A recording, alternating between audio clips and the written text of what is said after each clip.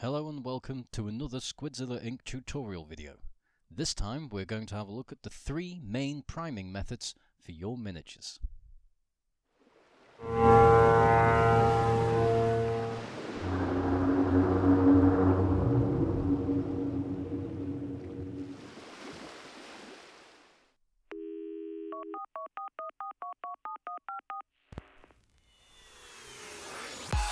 For the first two methods, you need some primer, in this case surface primer from Vallejo. It's an acrylic polyurethane, so when it dries it's stretchy and it also shrinks to get in all the detail.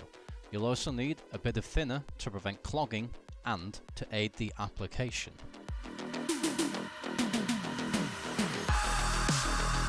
Mix a little of both in a receptacle. Just a few drops will do, but it depends on the size and amount of miniatures you're doing.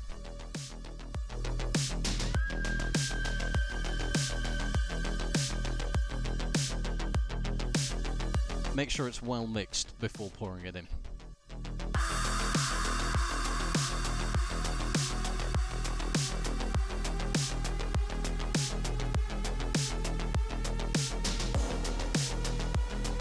First of all, we will be using an airbrush. Ooh.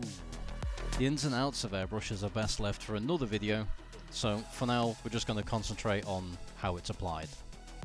Set up a paper towel or a cloth to catch residue. Fill up your airbrush from the receptacle where we just mixed the paint. Give it a quick test to make sure that it's working properly. And away we go.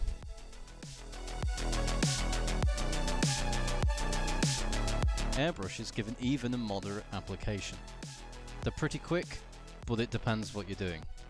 They're relatively easy to use and safe to do so inside. The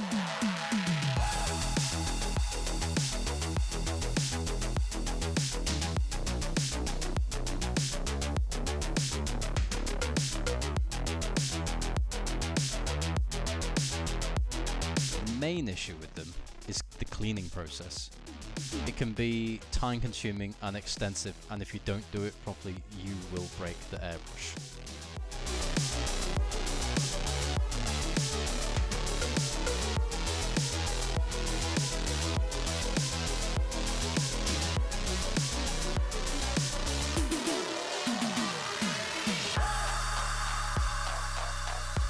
Very time consuming.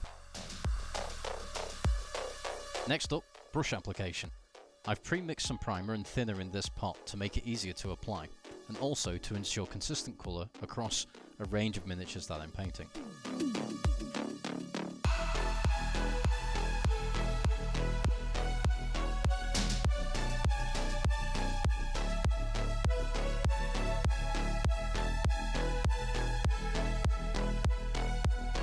It's quick, easy, and relatively messy.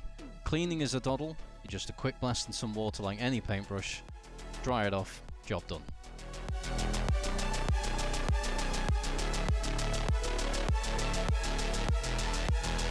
As I mentioned earlier, when the primer dries, it's stretchy, meaning it's got a bit of flex in it, which helps when you're handling across the tabletop, as you can see here.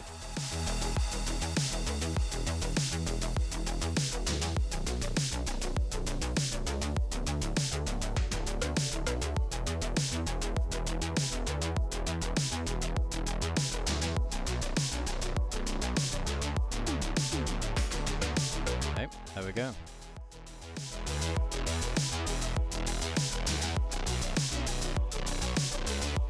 Lastly, the rattle can. White is a nightmare, grey and black are easy to use. Pre-warm the can using a little bit of water.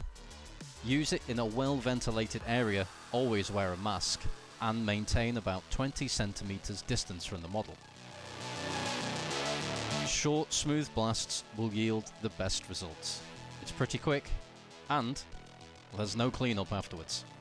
As with all things, each method is best depending on your needs. Rattle cans are good for larger objects, quantities of miniatures, etc. Airbrushes require less safety measures and are just as good, but there's a lot of cleaning involved. Brushing it on, simple and easy, but can end up with rougher results. I hope this tutorial has been useful. As always, your comments are appreciated. Like, subscribe, and check out all of our links in the description below.